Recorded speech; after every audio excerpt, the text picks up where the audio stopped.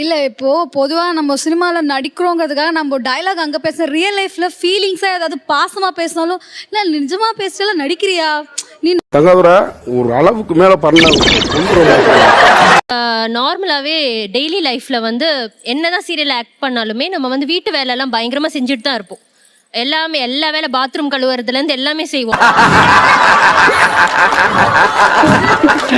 சாம்பார் ஆப்பு எனக்கு. ஆனால் வெளியில் இருக்கிறவங்க நம்ம எங்கேயாச்சும் போய் அவங்களுக்கு ஹெல்ப் பண்ணுறோம், ஏதாச்சும் ஒரு ஃபங்க்ஷனில் ஹெல்ப் பண்ணுறோன்னா நல்ல பேர் வாங்குறதுக்காக எவ்வளோ ஆக்டிங் பண்ணுறா பாரு.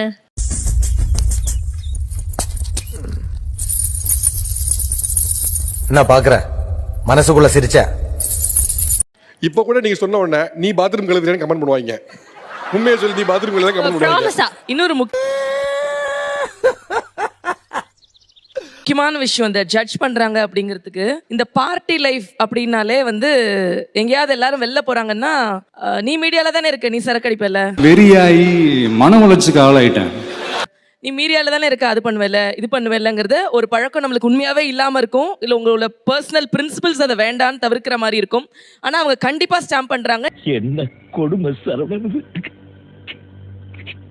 நீ மீடியால இருக்கிறதுனால இது ஈஸியா நீ பண்ணிதான் அவ அப்படின்னு ரொம்ப ஊர்ஜிதமா சொல்லிடுவாங்க. இது உங்களுக்கு கண்டிப்பா இருக்கும். சினிமா